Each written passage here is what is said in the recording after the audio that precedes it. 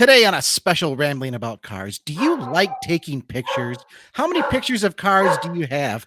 Probably not as many as our special guest, and actually you've probably seen his photo somewhere, even though you might not be able to put a name to the image. That's going to change today. So without further ado, it is podcast time. I am Christopher Smith, and Mr. Chris Bruce is across the way. Tell us who we have with us today. Well, Chris, we have my barking dog in the background, that's really annoying. But we also have, as a very special guest, as a very special guest, we have Mike Shaffer with us. Mike, you are a car photographer par excellence. You've done stuff, you've done magazine covers, you've done stuff for automakers, you have a fantastic Instagram account. You are just a fantastic photographer. And so we are happy to have you with us today and talk car photography and talk some of your adventures. When we started this, we actually set up this date in April, and you were doing stuff all in April, and you weren't able to be on the show. So we'd love to hear about the adventures you've been on. And welcome. Tell the folks a little bit about yourself, and we'll get this thing a-rolling. Sure. Well, first of all, thank you, Chris's, both, for having me. I appreciate the invite so much.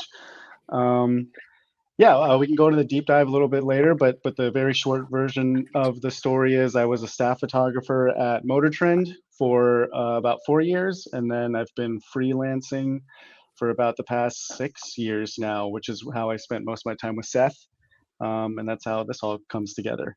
Who is also with us today, ladies and gentlemen. That bottom square for the win is Motor One Editor-in-Chief Seth Meersma, ladies and gentlemen. Hey, guys.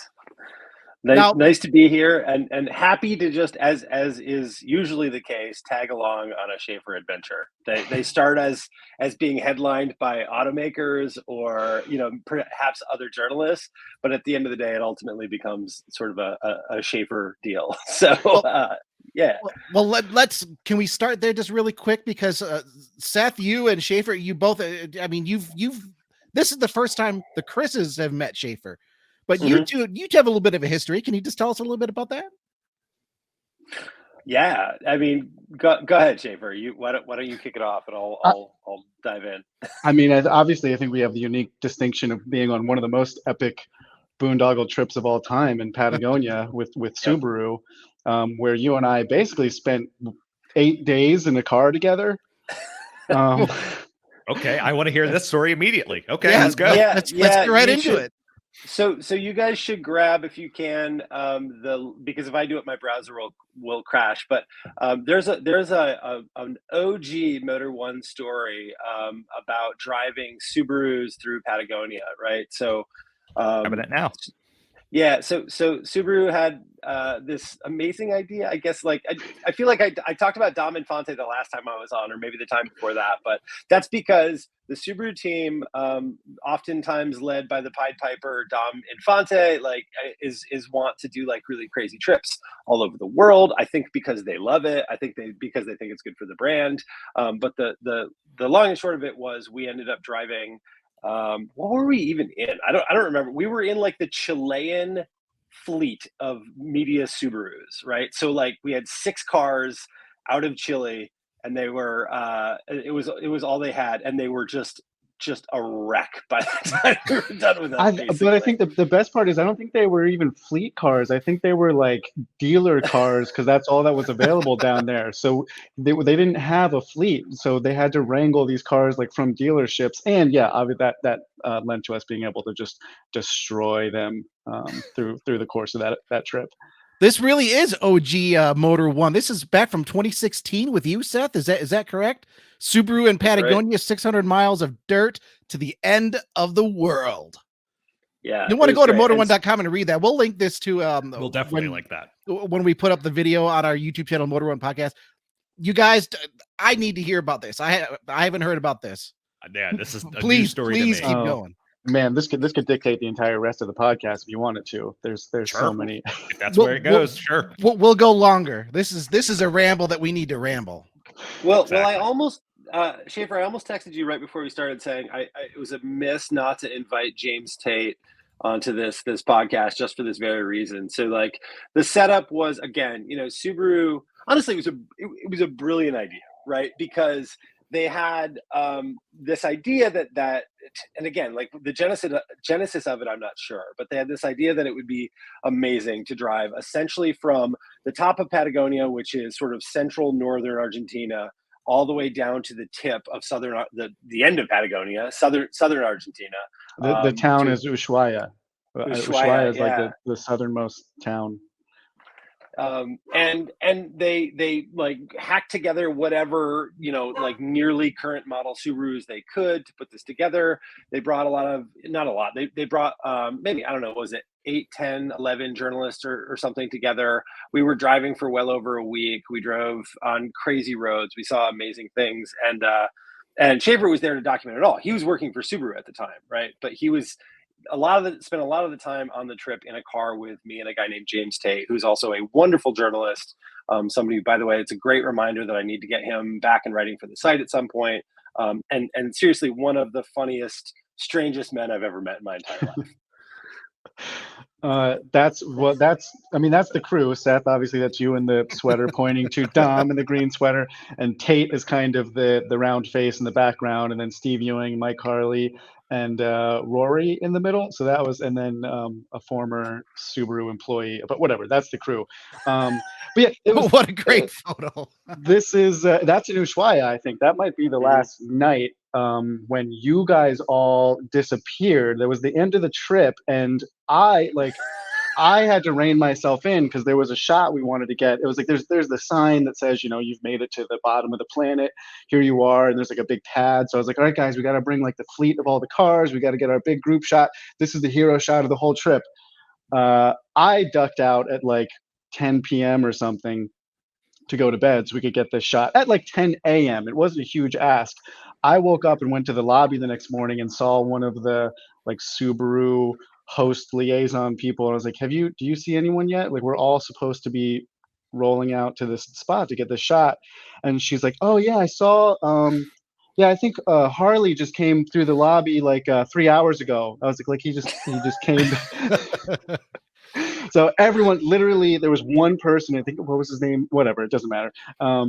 There was like one person that showed up for the shot, and everyone else had stayed out till like between 3 to 6 a.m. partying in Ushuaia. So it didn't get that shot. And that was the last night. So just imagine, like, we know the car world is inherently just like man children generally. And so when you're in, don't let the secret out. Come on. These trips just like immediately devolve to just like fart jokes and accents and whatever, and so it's just like 8 days of that, but amongst the some of the most beautiful scenery in the entire planet. Wait, Bruce, go back. If you're driving, go back. Nope, Smith is driving. Go for it. Oh, Smith, you're driving. All right, stick here for a second. This is one that I remember specifically. I don't know if Shaffer remembers this or not. Oh, I do. This is the car that Tate, Shaffer, and I were driving, and to set it up, it looks like you're on the loneliest road in the world, right? Absolutely. But in fact, there was some traffic on this road. There were some other cars. Well, see, that looks like the roads out here in South Dakota, actually.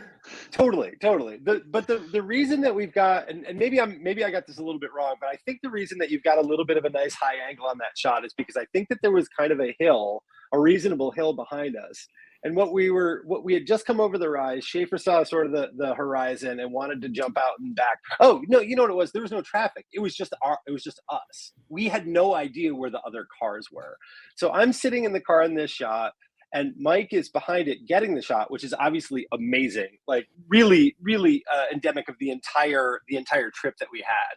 And I'm sitting there thinking, somebody else is going to come careening over this hill and just kill him. He's going to be a dead man in the middle of Patagonia. But I mean, that's part of the gig of being a photographer too, right? Especially on something like this. So I love that one. That's that one was of my also, favorite shots. this was, now in hindsight, I don't remember. I think it was when I was getting this shot. I don't remember the story. I thought you were just going to tell. Something happened that I got out, and like you started backing up and almost ran into me. Like somehow we were the only two things in the entire desert, and you almost like ran me over. Somehow. I like the dichotomy between these two stories, by the way. They're both true. They're coexisting stories. They're equally relevant and true. But there was some point where, like, I think James started yelling or something, and like I don't know, something happened that like somebody almost ran me over when we were literally like me and the car were the only two objects in the entire desert. Um, but that was also both things happened, I'm sure. But yeah, oh yeah. No, and we didn't have any mirrors, and obviously the car is cake. So if there is, and I'm not sure if there was like any sort of backup camera, it wasn't operational here. So the the opportunity to back over somebody was huge. But oh, see, wait, I think those are the dealer stickers to my point of them being dealer cars. I think Okay, those were I think those are dealership tags because there's no Argentinian Subaru fleet. So They totally are. That's just the dealer. Into Motra 1. It wouldn't be a podcast if I didn't mispronounce something, and this is a great opportunity. Thanks for sponsoring this week's episode into Motora 1. Sounds very close to Motor One, actually. So, well, and let me make just real quick. I want to be clear about one thing. The gallery that we're looking at right now is a mix of photos that I took, rank amateur, and the really beautiful ones are ones that Shaffer took. So, like, I want everybody to be clear that these are not all Shaffer authored photographs. That one is, though. I definitely took that one, and then I think two more over is one of my favorite non-car photos I've ever taken because we're at we were basically crisscrossing. Yeah, hold on to that one for a second. We're basically crisscrossing the Chilean and Argentinian borders, and this was a border crossing. That desk is them checking all of our passports and like checking all the paperwork, and we are I don't know how many hundreds of miles from any kind of civilization and The Simpsons. And they got a flat screen TV, like an old, not like a flat screen, dude. That is a CRT. Not like a thin flat screen, but like for a little while you had what they were calling the flat screens, but they were like the still big CRT. That was one of the like flat screen that still weighed 400 pounds somehow. Yes, yeah. Playing The Simpsons in the middle of nowhere. Yeah, and this was but also to kind of revisit the sense of scale and vastness that we were driving through. Like we had fuel trucks with us because we were driving distances that we wouldn't have been able to hit gas stations. So we had fuel trucks as part of our convoy. There's got to be a picture in there somewhere of that. But to that point, we were. Oh, that's one of the damaged windows because just rocks flying everywhere. But that it's not that I ever felt any kind of danger, but it was funny. Some of these empty roads that like we'd be driving in our little convoy, and then like a 18-wheeler would pass us on the double yellow, and like who knows what like insane South American drugs there. In any of these photos, this is gravel. Most of it was gravel, but some of it was like every once in a while I'd have that thought that like if something were to happen out here, we are hours by helicopter from like the closest hospital or something. If we get bit by something, if we break a bone, if there's an accident, like we are up a creek. In trouble. I know what you were about to say there. I appreciate that. Yep. And the photo that we're looking at right now, and by the way, if you're not on YouTube, you can go to Motor One Podcast YouTube channel. You can see what we're talking about here, which right now is an image of a Garmin GPS stating the route is too long. Navigation instructions will be added as you approach the destination. You've got to like seriously be in the middle of nowhere to get something like that. Yeah, that was a common refrain from that Garmin unit, if I recall. We were very often out of service. It was crazy. I honestly like it's a great point. Like we're so used to as car journalists going on programs. We're used to doing kind of adventurous things, but within a safety net that oftentimes is invisible to you, right? So there's so much work that goes into like planning these trips, and logistics involved, making sure that people have something to eat, or like there's water around if you need it. Certainly like ready medical help if something awful should happen. And I'm not saying like, again, I'm not throwing like the Subaru folks under the bus. In fact, I think they did the best they could. But the reality of this, and I think this is not the first conversation I've had about this trip with people who've been on it or read about it or something, because it was so outside of that norm. It really just was a bunch of people who are interested in cars in epically beautiful place in the world having, you know, a really long drive, right? And that just doesn't happen that often. That's why it's so memorable, and that's why this one was so fun. So That's the great thing. I'm going to mention Dom again, and he's going to come up either way because I wouldn't be sitting here if it wasn't for Dom. I mean, if we get into my origin story, Dom is a major player in that. But the best thing about doing trips with Dom at Subaru is he uh, he knows what the cars are capable of, and he wants to push them to the absolute limit. He wants everyone to see what they can do, and he has confidence in them. But he is also bougie as hell. So he he'll during the day he'll thrash everything we can, you know, get down and dirty and whatever. But there's gonna, if it's possible, there's gonna be a 5-star hotel at the end of the day. So that's the wonderful dichotomy of Dom, that it's like you will live the full Subaru experience, but you're also going to have a nice bottle of wine and a comfy bed at the end of the day. So it's like the best of all worlds with him. Just to underline this, no 5-star hotel in Ushuaia. Underlined, not just noted, but underlined. Yeah, not in Ushuaia. But we did. I think it's coming up soon. But we did stay at one of the probably the coolest hotel I've ever stayed at to this day. It was if you remember the hotel in Quantum of Solace that they blow up at the end of the movie. It was designed by that same firm, so it's like this incredible. I'm sure there's got to be pictures of it. It's like it's these like horizontal slats of wood like built into the side of a mountain right at the base of or like at the mouth of a lake at the base of a mountain something. It should be in there in a second, but it's like absolutely insane. Sorry, oh my God. I'm jumping through some of these here now because this story is fascinating. But you mentioned your gallery origin story. Is huge, and we would like to talk about that a little bit. But at the same time, oh my God, just the scenery, the location. So, can I just throw in one piece of color? If you go back to the giant pile of sheep's pelts, what do you call a sheared sheep wool? One more photo back. This is an estancia, essentially like a big farm. That's me on an old Ford tractor. That was awesome. This was my profile picture in multiple places for a while. Oh, that's like an old like steel wheel tractor. Yeah, that's like 30s. Very old. It wasn't moving. I didn't drive it there. I just jumped on it, probably because I had a couple of beers. So we had dinner at this place, sheep farm, right? And also sort of a commune. And they were like, you know, because I don't think that we were in a place where they get a lot of visitors. You saw like the sheep kind of the side of meat essentially roasting on the fire, very traditional, you know, like roasted lamb, right? The owners of the estancia decided that they really wanted to show us the place before we had dinner, which seemed great, you know, very charming, right? So we saw the tractor, we saw the sheep, smelled kind of bad.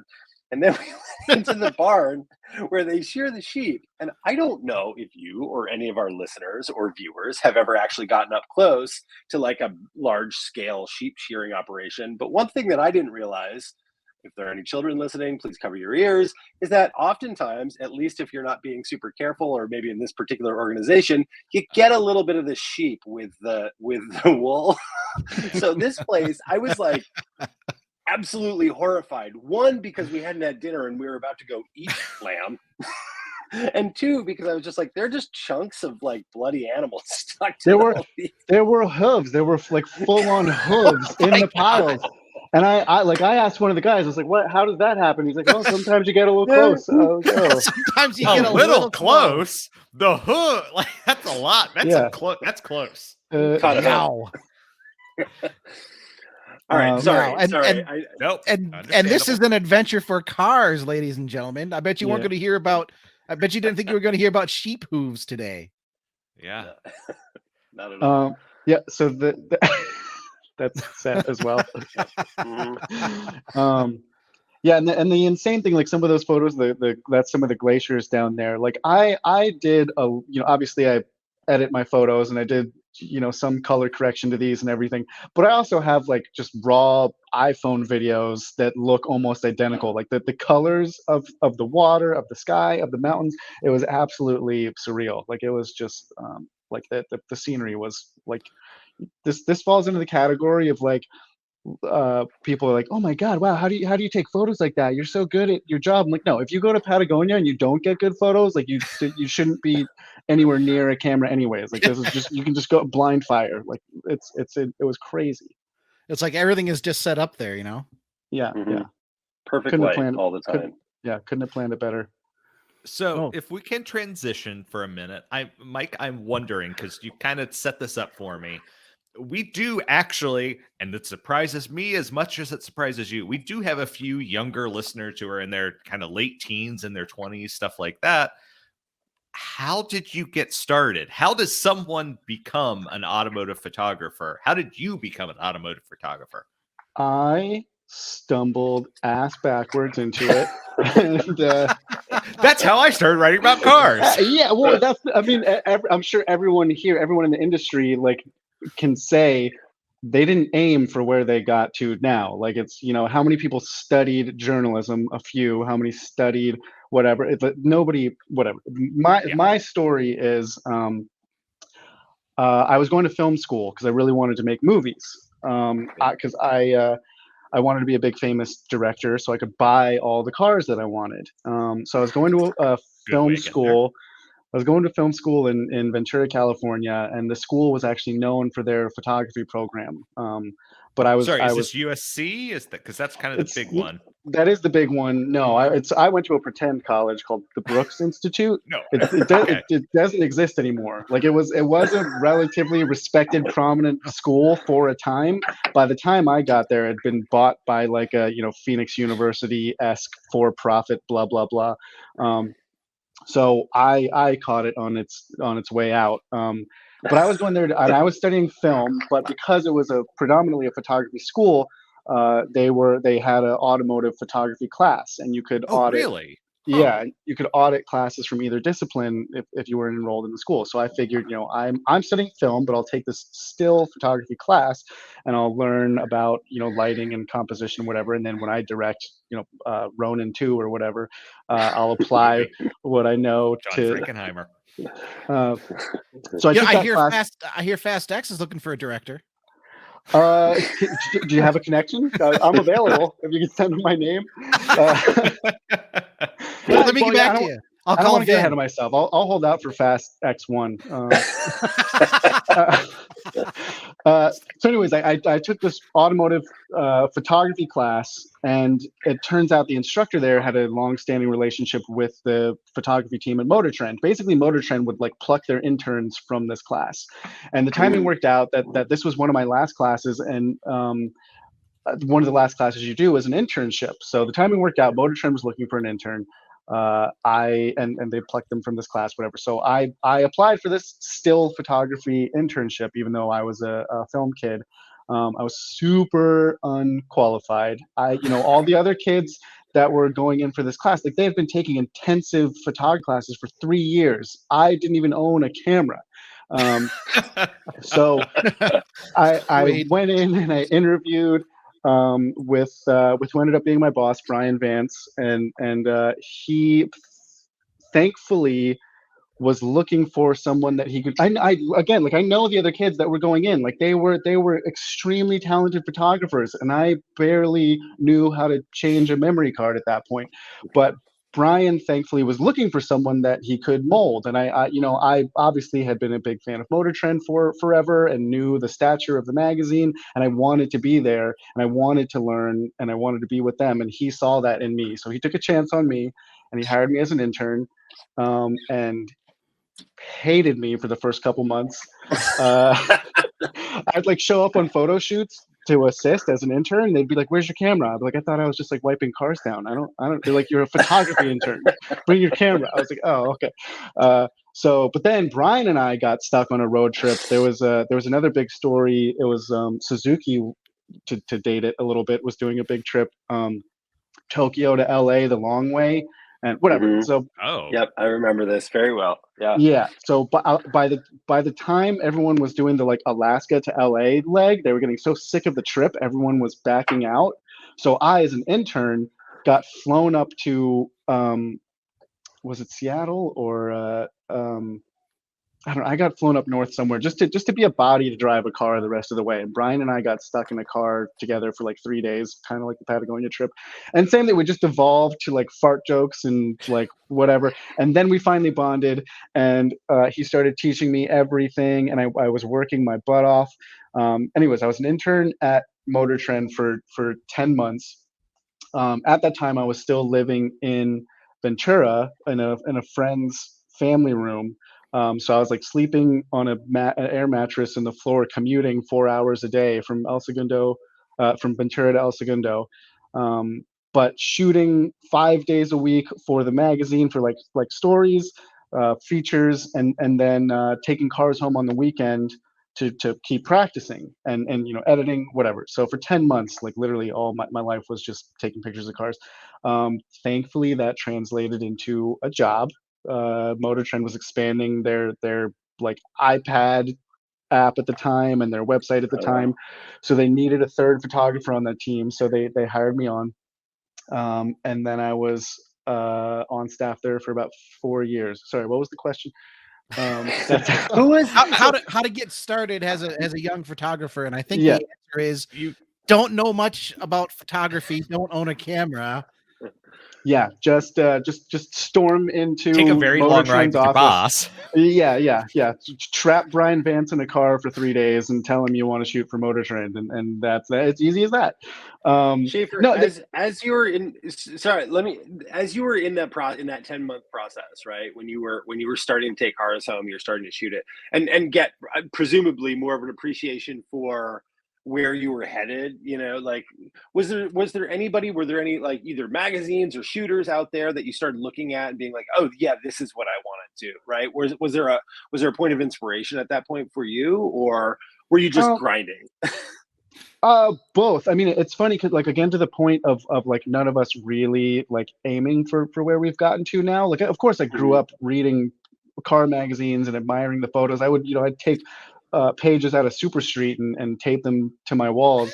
So like I knew, and also again, just like poring over TV shows and movies and everything. And like I was aware of. So here's the thing, I don't care about photography. I don't like. Your Instagram would say something else, but okay. No, because my Instagram is I love cars. I love cars. Yeah. Like photography has been my meal ticket, has been my all access pass to the cars. So like when I get home from a shoot, my camera gear goes in the closet and I don't look at it. I don't touch it. I don't go to photography websites. I don't talk to friends about cameras and lenses. Sometimes I do, but I talk about cars. So I like that's the thing. And like we'll get into that when we talk about like how to shoot cars a little bit. Yep. I've always shot cars the way that I want to see them. Like I love cars, so I photograph them the way that I think they look cool. So that's kind of, obviously that was informed by, I'm sure, like subconsciously I was paying attention to like Wes Allison and Evan Klein. Like those were the guys that I was paying attention to when I was coming up.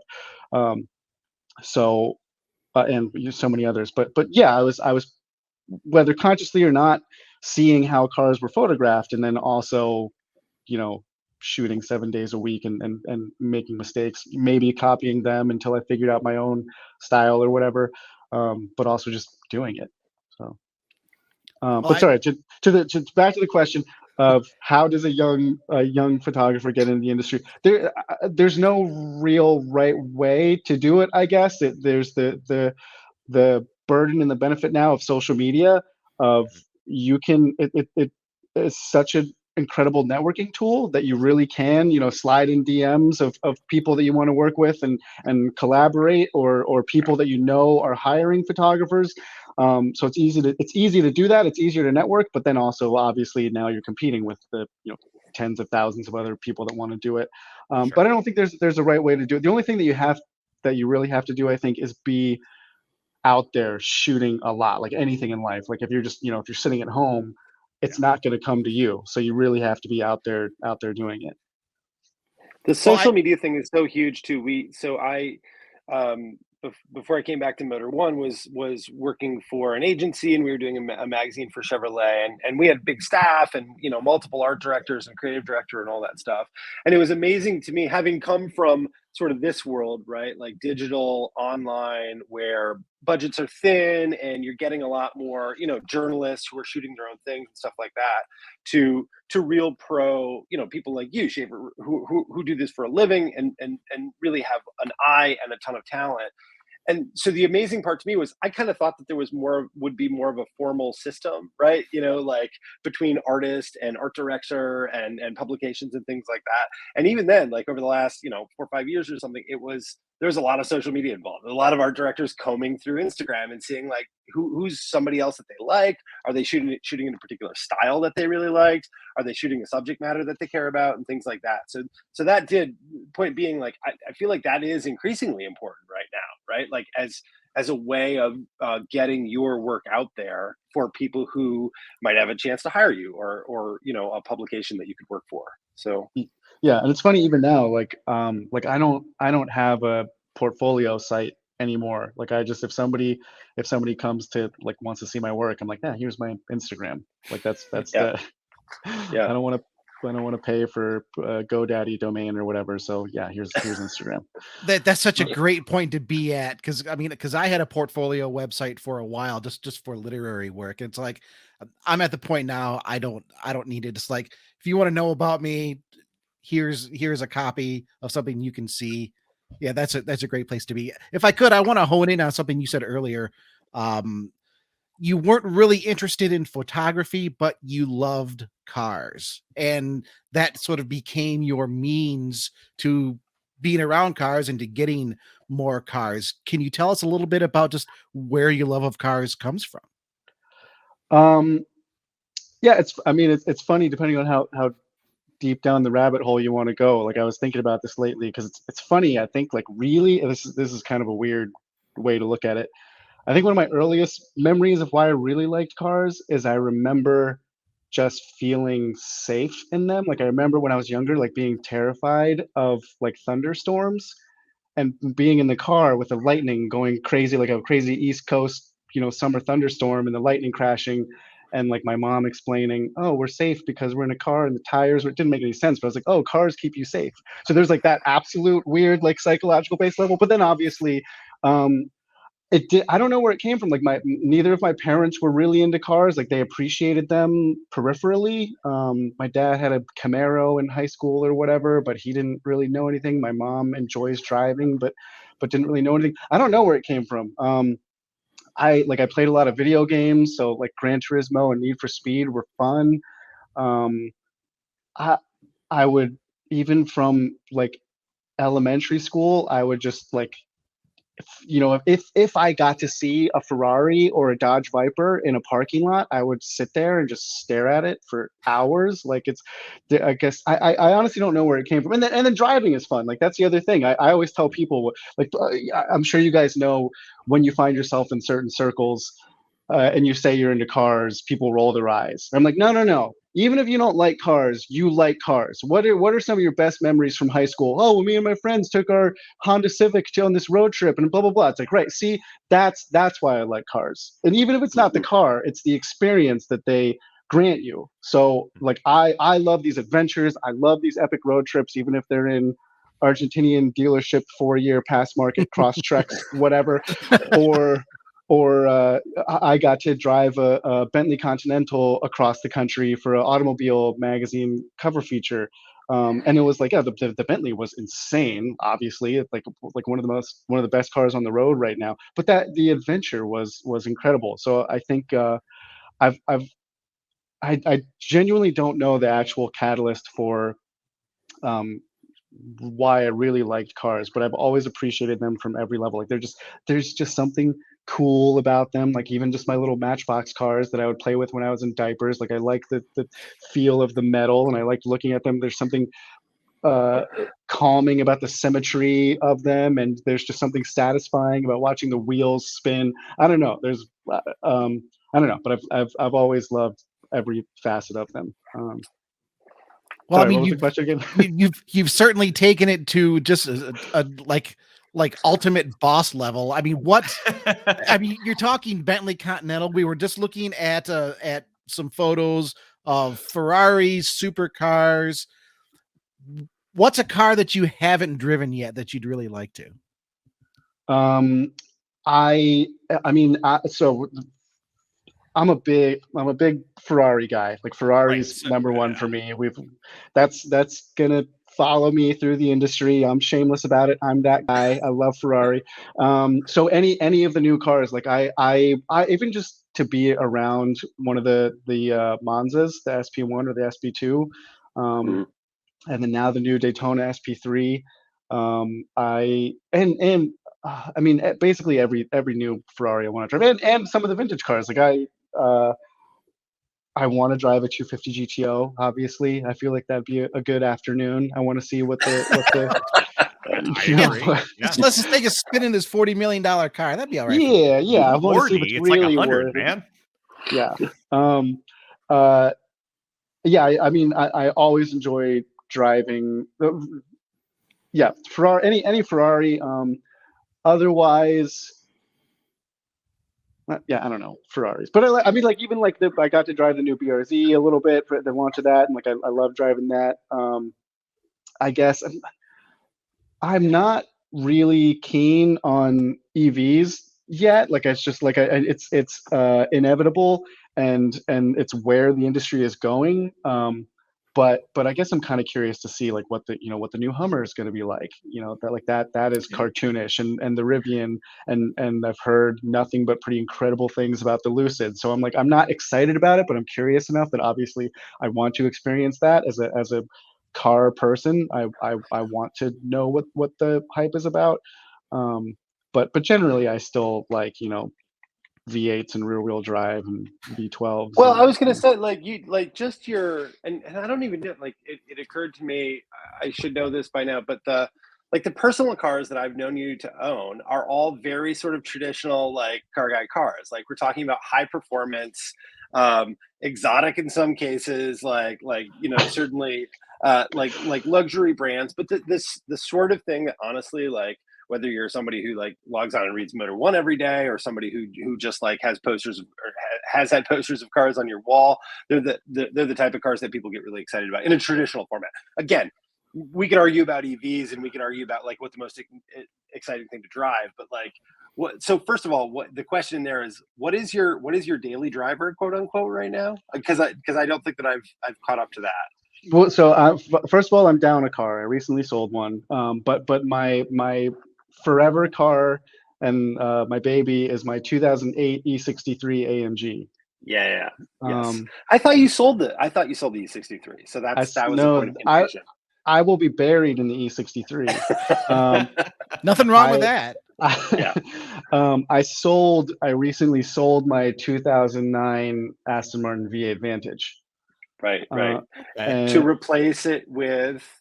No, that's the thing. I'm just because I'm making some big life changes, so that was just downsizing.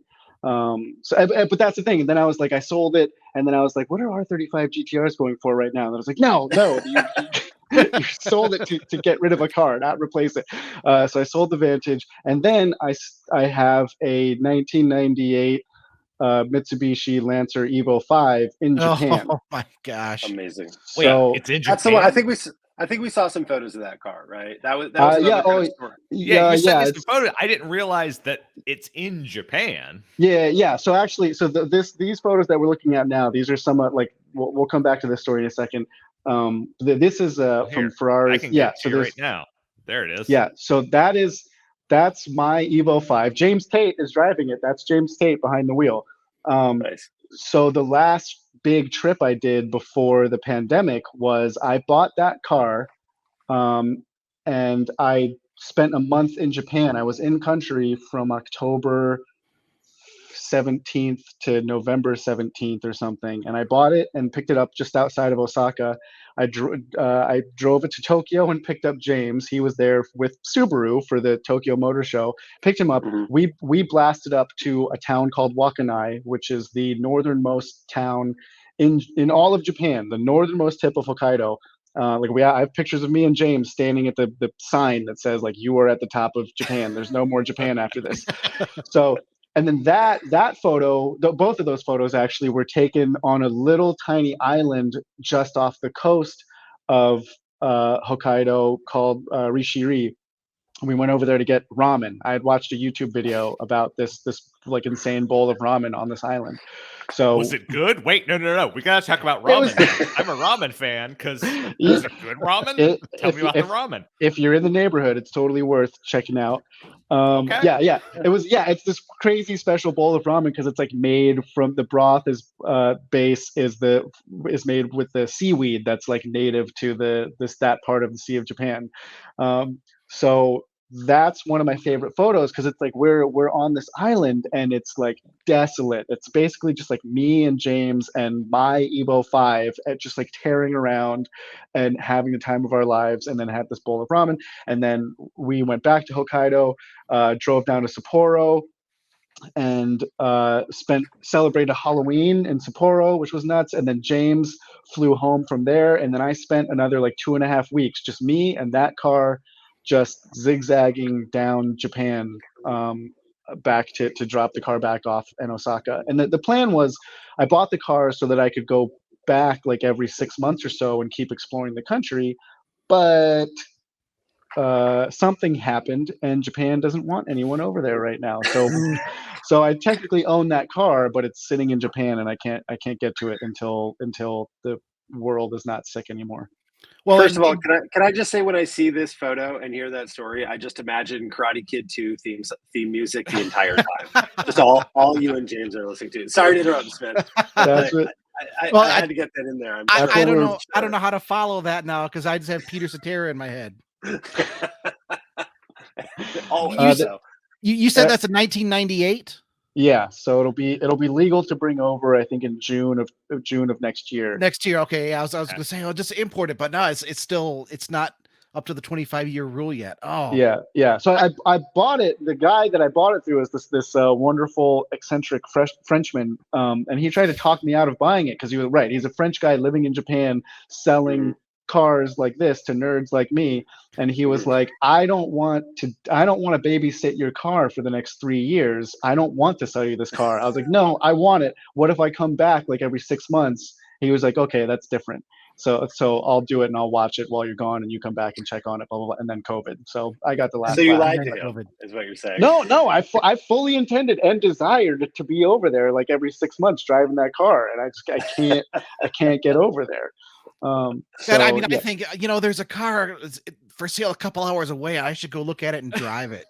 Yeah. And you're like, yeah, I bought this just, every 6 months I'll go halfway around the world just for a little road trip. I want your life. I'm just going to say it right up. I want your life.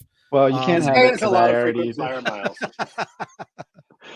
That's how I bought the Vantage too. I bought it sight unseen from a dealership in Seattle, and totally blind bought it, and then flew over to Seattle and drove it home in 3 days because I had to be back in time. Not Japan, man. That's different. No. Yeah, it is different. But that was its own little journey. I was doing like 1,000 miles a day in the Vantage because I had to get back in time for the New York Auto Show. But that's to me, that's the best way to buy a car. Like, what better way to get acquainted than buy it? If I'm looking for something to buy, like even now, I just got my motorcycle license at the end of last year, and I want to get a bike, but I'm like, I don't want to buy it in like Baltimore. I live in Washington D.C. I don't want to go to like some part of Virginia. I'm like, no, I'm looking for bikes in like Chicago or something so I can like ride it back and do a journey. So, Mike, thank you very much for saying that you live in Washington, D.C., because I need to ask you about a set of pictures you put up on Instagram because they confuse me so much. Here they go. Okay. How the hell did you get a Ferrari Portofino on an empty road in front of the Lincoln Memorial with this lighting? Please tell us, because that bomb scare. No, my suggestion was, do you know the NSA, the CIA, like the FBI? Do you know someone who shut down this road for you? Because these photos are gorgeous. Thank you for that. I need to know. Yeah, so I took the photos on January 6th, and everyone was a little distracted. No, no, I'm kidding. So I, I I shoot around DC a fair amount because it's my backyard. And one of my favorite things about shooting around here is the right parts of town at the right time of day are empty because it's just like it's like anything around the government buildings at 5 o'clock, everyone ships out. I Um, thought DC had famously bad traffic, though. Uh, it does coming into the city, like the GW Park, whatever, to do the California thing and talk. "Oh, if you take the GW Parkway to 495, yeah, it can. I honestly, this was a bit of a fluke for sure. I don't remember what day of the week it was, and to be fair, so I don't like I didn't composite anything. I might have photoshopped out like a rogue car in the background or something. It was pretty empty. And I think that was still in winter, so maybe what time? What? Oh, I can't remember. It was luck. I don't know. It was just They're it was. fantastic photos. So Thank you, whatever thank you you, did it really well. thank you. It was still like part of pandemic, so the roads were quieter in general. Oh, I hadn't Um, thought about that. Yeah. Yeah, See, yeah. Oh, the past 2 years, like the first year of the pandemic was like the best year of my life shooting. I could go to like any major metropolitan area and I had everything to myself. It's really annoying to have like cities come back to life now. Everyone's in my way when I'm just trying to do my job. But that was a bit of a fluke for sure. But there are times where you can get through parts of the city and have it to yourself, especially at night. Like I think I have a couple night shots from that series, and DC for the most part at night is absolutely a ghost town. Um, These just remind me so much of, and again, like all the forgiveness to the people who are listening, because I'm an audio podcast listener. I don't usually watch on YouTube, but these photos remind me a lot of like the DC version of Rendezvous, right? Like just although there's traffic in Rendezvous, but the idea that whoever is your stunt driver there is just caning it through DC right at sunrise, trying to get to their long lost love at the it's Washington Memorial or something. But it's funny. I think it's. I mean, this is kind of irrelevant and just a little personal. I think it was actually that's my good friend John, and I think his girlfriend Jackie was driving whatever car I was hanging out of the sunroof of or whatever. So right he was already pretty close cool. to her. So he was you trying don't to know catch her. Yeah, you didn't know how right you are, Seth. that's usually how I'm right. So Well, yeah, Mike, so go ahead. well, I was just gonna say if we could segue here just a little bit because I know we're about 45 minutes here into the podcast, and I know there are listeners out there who love cars and love taking photos of cars. And these days, with everybody basically having a pretty nifty camera in their pocket, Mhm. is there any advice you can offer our listeners how to capture some pretty cool car photos, whether it's with a nice camera or just using their phone? What are some 101 tips here? Yeah, totally. And I mean, first of all, I will say your iPhone is a great camera. Like that's where I get again to the point. Like people ask me all the time, like, "Oh, what camera should I get?" I'm like, I don't know because I don't like I don't. If you ask me how to like change the like timer, I was taking other like photos today of something else, and I had to set a self timer on my camera, and I had to Google it because I didn't know how to do. I barely know how to use my own cameras. It's muscle memory. But anyways, iPhone is a great camera if you are using that, and it's plenty for what you're doing. My first tip is go somewhere good. Like Mhm. it's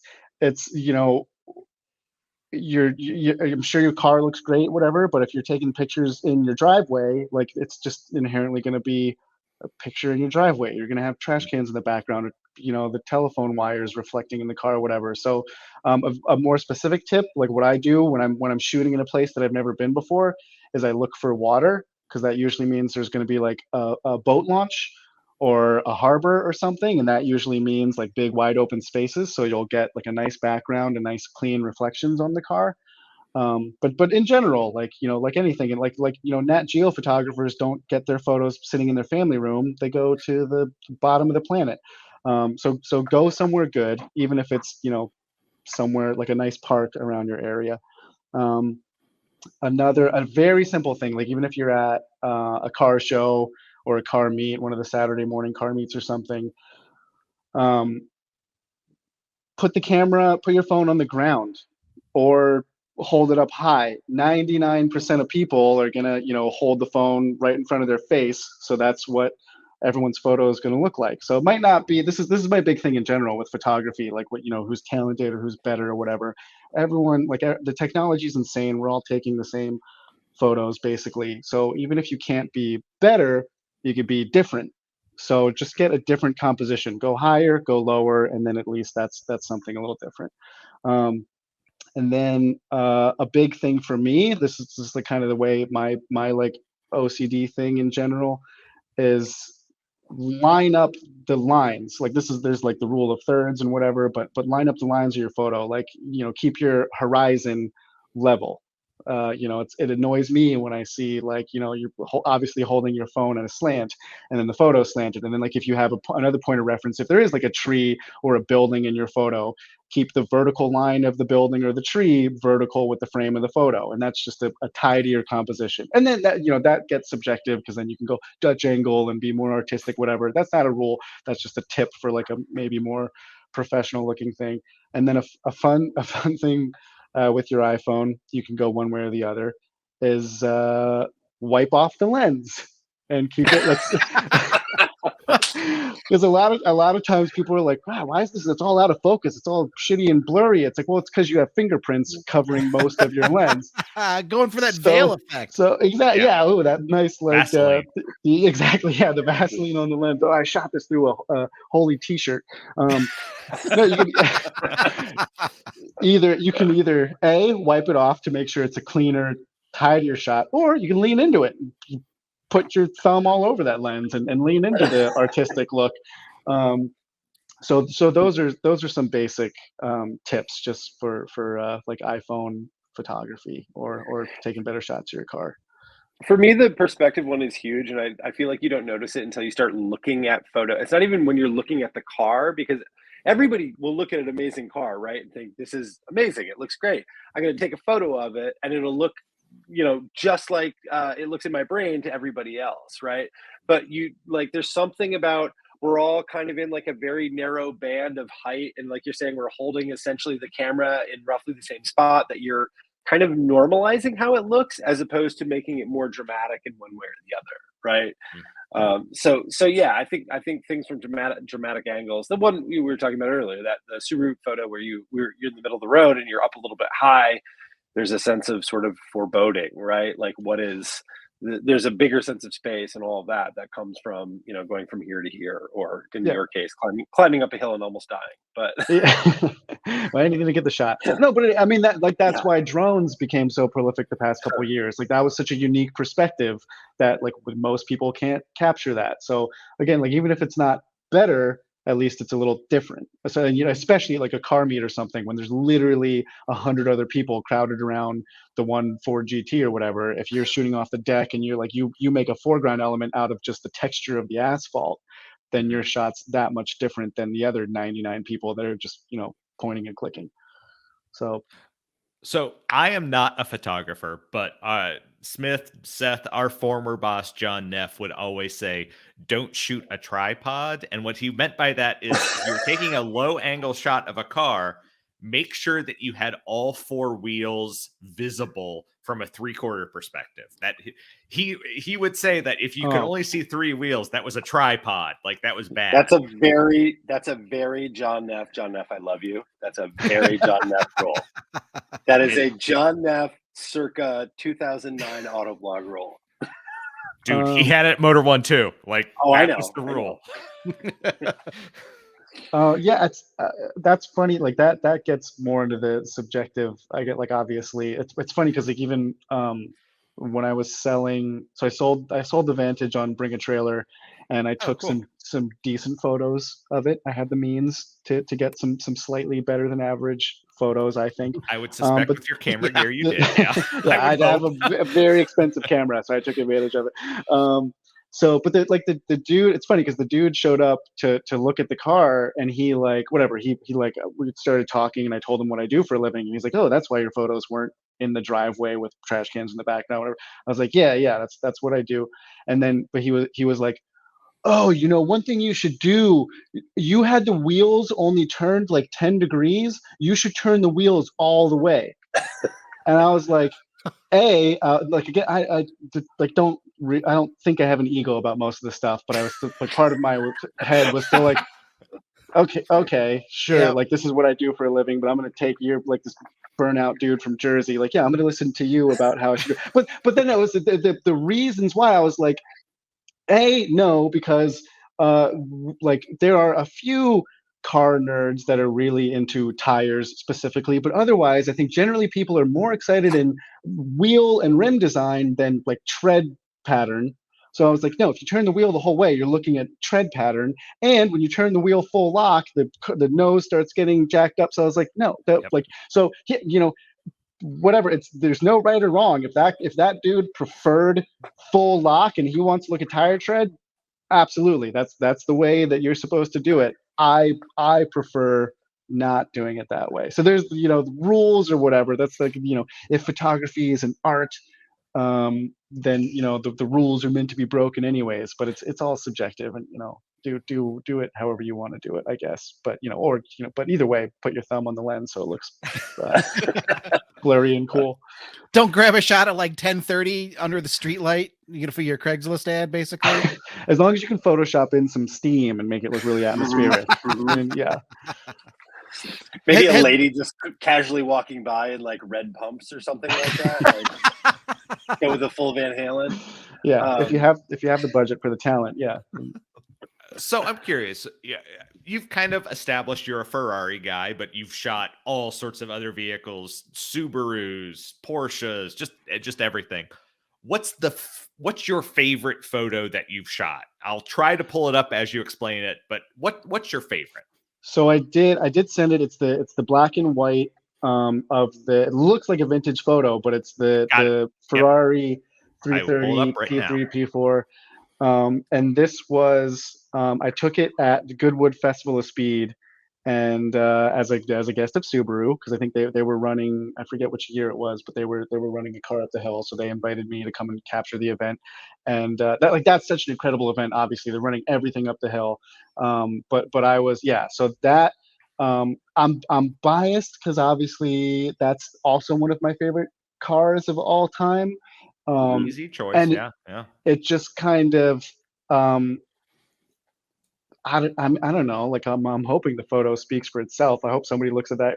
Sorry for everyone listening, but trust me, it's a really cool photo. We'll link it. They can. We're gonna link all this stuff. That. I mean, again, I don't know. I guess I'm just biased because I think it's one of my favorite cars. I like the sense of motion. I managed to get a sense of speed with the motion blur, and like the headlight is that closest headlight is tack sharp, which is a big thing for shooting pan blurs like that when you're just following with the car. And I think there's a good sense of atmosphere. I would never normally want to shoot like in spotty midday light like that, but for some reason it worked. So I just kind of also. Sorry to interrupt. It like, to me though, I look at this and I'm like, it kind of can't be any other thing in any other place, right? And I know there's the whole, of course, like a picture tells 1,000 words and all that, which is a little hackneyed, but like it really is. It's a story in a snapshot that like is utterly unique. If you know anything about the area, if you've ever been to Goodwood, like seeing that car there, it's almost like it's more alien there than it is certainly where you usually see it in a lawn or a museum or an auction block or like in a kind of a soundstage environment or something like that. So I just love this because even not knowing the story, you look at it, you're like, oh, that's probably at Goodwood, right? Like that that kind of has to be there. So I like that. You talked about it a little bit before too, like the idea that you're kind of just like talking to people in a different way by taking these photographs and being able to share them in different places, right? You're communicating, you're making a connection with people that you'll probably never meet or see because you have a shared passion for automobiles, but maybe this particular one or this particular spot. And I think that this really is endemic of that kind of idea too. So, good shot. Cool. Yeah, Thanks. great shot. I mean, that's It's fantastic. I subscribe, and I don't consider myself a photographer by any means. I like to take photos. I subscribe to the theory of if I take 1,000 shots, there's probably going to be like 5 that are really cool. Oh How yeah, many? that is. I mean, Yeah. how many shots do you go through to find, like just a handful that are really good? All right. So for example, the gig I was just on, I think I took 1,800 photos and handed over a final batch of 25. Wow. So Wow. that, Okay. and then even something like Goodwood, like I might take 2 or 3,000 photos and then hand over like 2 or 300. So but it also it varies on the project um, but I mean, yeah, like 100 to 1 is like a probably a good ratio. I like to think I'd get better, but it's also just you hope for the best.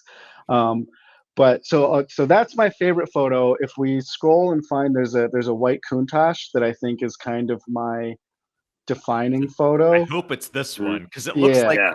That so looks. Smith and I were talking about this Yep. before the show. It looks like what you would put on a high school student or college student like poster in 1989.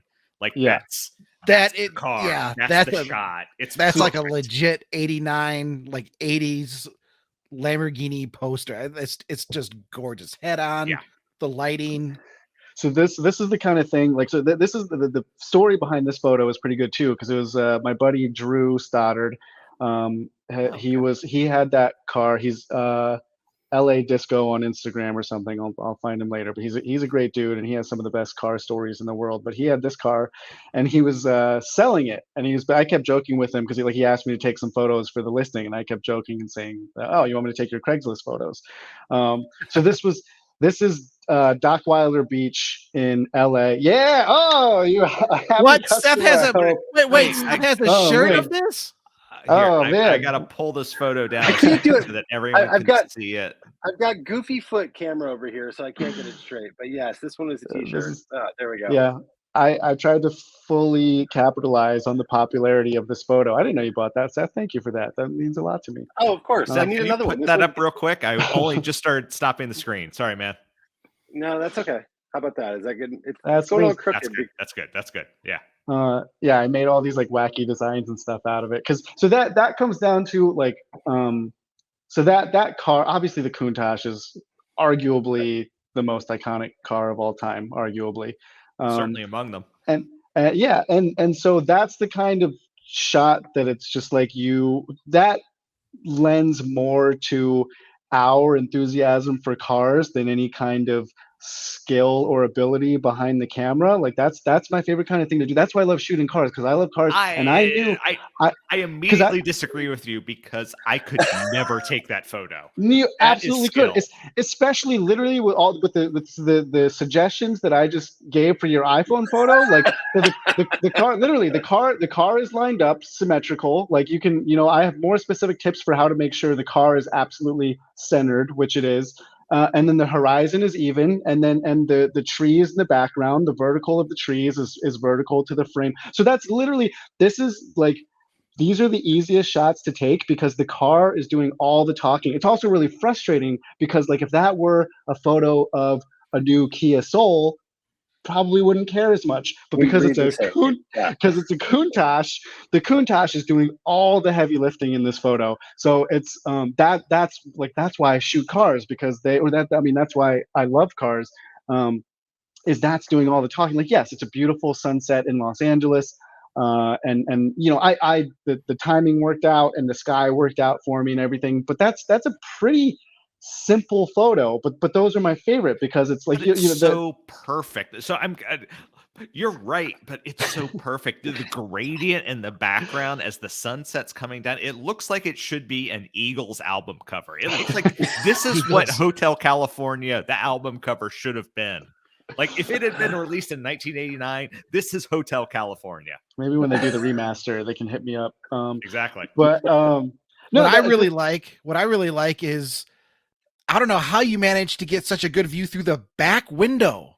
Nobody can see out of the back of a Countach. I've never seen that much daylight in the back of from the back of a Countach. So this was the beautiful. I have other photos of the car, but to Drew's credit, so this is I'm not as familiar with my Lamborghini nomenclature, but it's a LP 400 Series 2 low body or Okay, it's an older something. one. Yeah, I forget which year. I got so embarrassed for myself right now, and then I'm sure Drew is disappointed in me. But the reason you can see through the window is because he doesn't have a wing There's on no it. wing on it. Yes. Yes. I was wondering So about that. he Yeah, kept it LP400. original, and there's no garish wing because he is a man of impeccable taste, and he kept that car perfect. So that's why you can see through the window. But so What did you that's shoot this one for, Schaefer? for Drew to sell the car. Oh, sorry, I missed It that. was I missed literally that part of the story. so yeah. Some of my favorite photos, some of the best photos I get to take are just for fun. Like this was literally, and the funny thing is, so I took these photos for Drew, and I kept jokingly calling them his Craigslist photos. He didn't even post them anywhere because he the word of mouth, somebody found out he was selling the car, so he didn't even put the photos anywhere. So there was. I thought you were going to say he saw the photos and like fell in love all over again. It's like, I can't sell the car. So if you pull up my Instagram again, some of my more recent photos, and also some of my favorites are his. If you scroll, they're how far back are they? There's a 512 BB. Oh yeah, down I my saved feed those. somewhere. Yep, don't worry, Yeah. I've got those shots. Yeah. I love that car. Yeah, So I was looking at that. I love that car too. That's a Ferrari that just doesn't. It seems like it doesn't get the attention that it should. So Yep. underrated. And so that's also it is. Drew's car. And I was down in Miami, and I he want to meet lives. Drew. Drew's got a hell of a collection. Oh, he is one of the best people on the planet. He has a 458 with a Bill Murray sticker on the back bumper, and he has amazing. these crazy stories. Like his first car when he moved to now he lives in Florida, but when he moved to Los Angeles, his first car was like a 1986 cocaine limousine, whatever, like with the like little swing thing on the back, like that Yep, was his I know car. And then he gave that car to a friend because he lost a bet in Vegas or something. Like Drew is one of the best, most interesting people on the planet. So, but this is his car, and I was down in Miami for another gig, and just like I always try to catch up with him when I can. And he was like, "Oh, I'm thinking about selling the 512. Can we get some shots of it?" And like I sent him the photos. He's like, "Shit, I don't know if I could sell it now." Yes. He was already like pretty smitten with it and like on the fence, and so that I'm embellishing that a little bit. I think he still has the car, but I think we also took these photos in case he wanted to sell it, but I think he still has it. That's a gorgeous color too on that car. Oh yeah, with the amber headlights. So yeah. But that's that. Like I love those photos, and that was not for anything. That was literally just for Drew to maybe Just for doing it. Yeah, exactly. Just for the love of the game, man. Is there one specific event or photo shoot that sticks out in your mind? Either a really amazing experience or the opposite direction, over all that you've done over the course of your career? So there's on the link that I sent with the photos I included, there's a photo of a SF90 Stradale and a 250 GTO sitting on the grass. To bring it back to Ferrari, because it's always going to come back to Ferrari. That's all right. I've been fortunate enough to shoot Pebble Beach with Ferrari for the past 7 years now or something. And Amazing.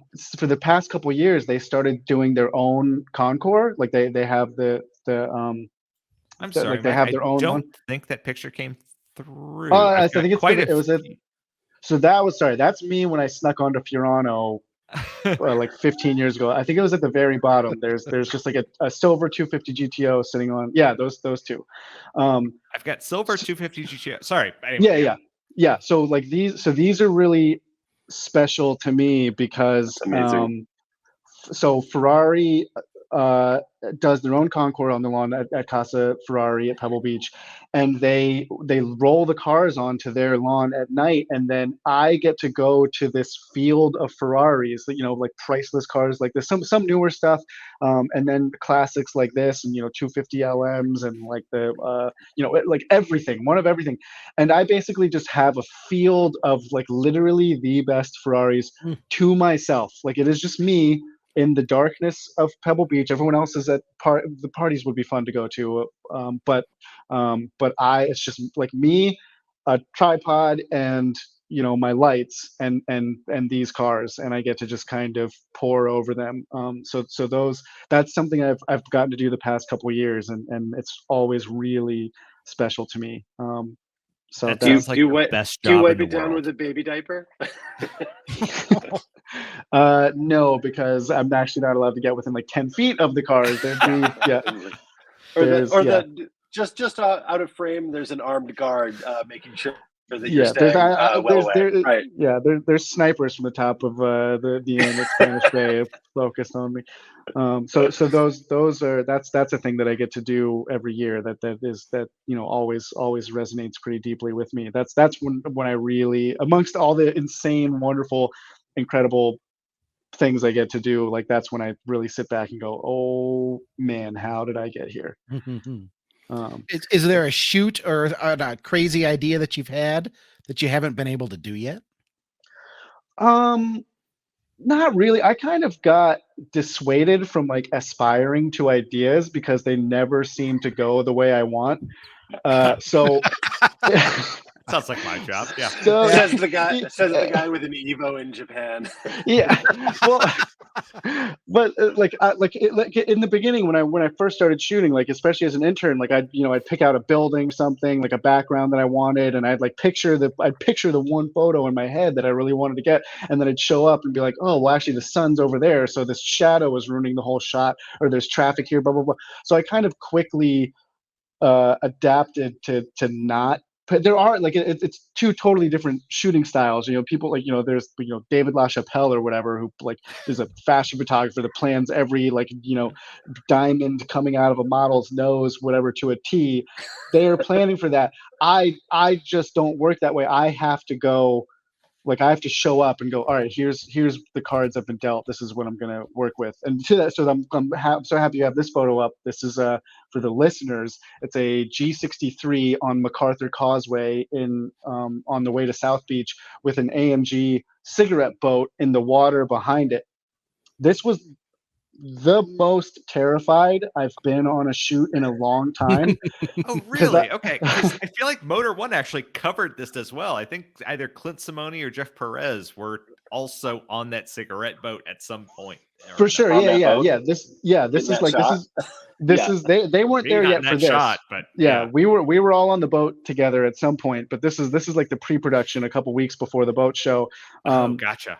And this is so it's the G63 and the boat in frame going in same pace together. And so I've been shooting. Mercedes is my biggest client for sure. Like they are my livelihood, and they are so wonderful to me. And they like everyone there is my dear friends. And so that adds this layer of pressure too, that I do some big production stuff for them.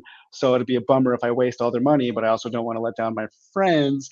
But so this shoot, it was simple enough in idea, but in execution, we're all lined up. We all met at like 4 a.m. We met up. We had 6 or 7 like Miami PD that was gonna do like a rolling roadblock and close down MacArthur Causeway for us. So it's a huge budget. That boat is like $2 million or something. The G63 has a one of a kind livery on it, painted to match the boat. So it's like we paid to close down MacArthur Causeway, and there's a drone team, all this stuff. The stakes are super high, and we line up for the first pass, and it just does not work. Like the boat is way behind, and the G is going too slow and everything. And I'm like, oh my God, all this planning, everything is going out the window. It's just not going to work.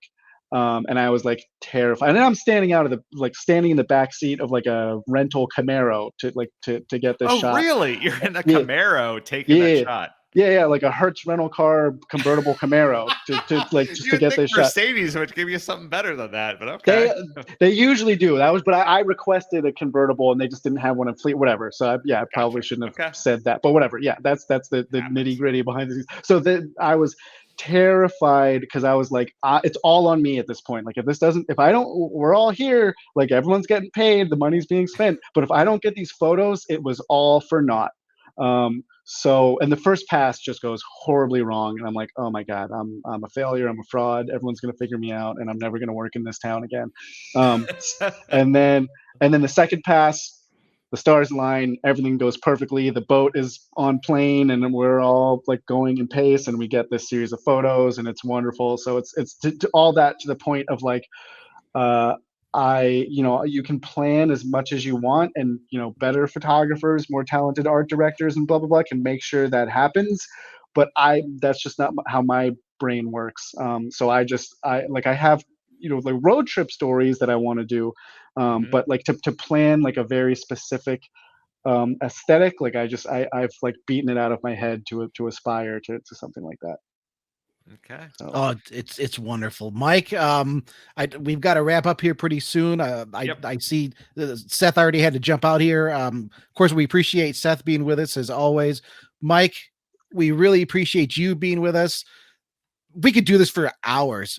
I mean, I would love to listen to your stories. I would love to just learn a little bit more from you, just on the photo front, because I'm a car guy and I like cars, and I really appreciate how you said you weren't necessarily thinking about photography. You just loved cars and it became your avenue to jump in. So that's given me a new way to think about this. And also the lines, the vertical, horizontal thing.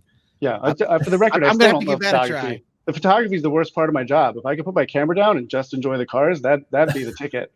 Symmetry works. And Seth came back with us here really quick. This is where we're wrapping up. Seth, thank you very Yeah. Apologies for that. Internet died. No. Thank you. I know you needed to head out here pretty quick, so thank you very much for joining us. Shaffer, where can people follow you at? I mean, anything that you want to plug, any sites? We were talking about your Instagram. Open mic for you, my friend. Yeah, I mean, my Instagram is Capital Sunset, capital spelled with an O because I live in Capitol Hill in Washington, D.C. And that's kind of it. Otherwise, you'll hopefully keep seeing my work on the various channels anyways. So yeah, that's kind of it. But thank you guys so much for having me. This was hopefully we get some more of it on motor1.com sometime in the very near future. We'll have to work on that just leech on the programs that you're on.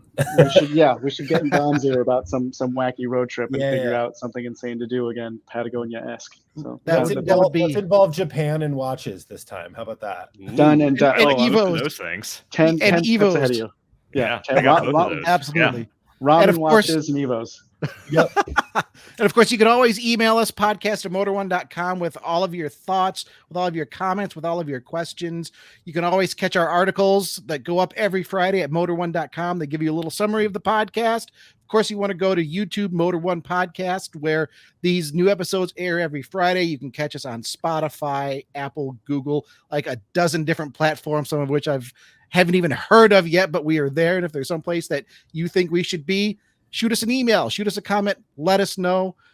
Mike, Seth, thank you both for being here. Bruce, what did I miss? I had to have missed something there. The only thing you missed, real quick, is that that was a rhetorical question. Now I feel inadequate. The entire year, we had been gaining a subscriber a day, and in the past 2 weeks or so, we've stopped doing that on YouTube. So if you have friends or anything like that, and you think they would like our show, just let them know that we exist, that they might like us, things like that. But we had been pretty much all through 2022, a subscriber a day was the norm, and just recently we've fallen off that. So I would love to get back to that standard again. You know what that means, though? Another hot sauce challenge? It's time for a subscriber challenge, which means we have to do something really stupid. I mean, I did hot sauce. It's kind of describes most of my life once. anyway. I'll do it again. I'll do even hotter hot sauce. That's so fine. Okay. There you go, folks. Podcast@motor1.com. What should our subscriber challenge be? Let us know. Exactly. But yeah, other than that, thanks for everyone for showing up. As always, as I say, good afternoon, good evening, or good night. We appreciate whenever someone is listening. We appreciate all of our comments. We'll try to hit our comments next week. Mike, you were a fantastic guest, and it didn't seem worthwhile to stop you talking to talk about comments, but we'll get there. But yeah, we love everyone. We love everyone who listens. So, but yeah, that's the show. That's and the show. Good evening, everyone, and good night, and bye, and we love you. And yeah, that's it. Have fun. So long, everyone. Bye-bye.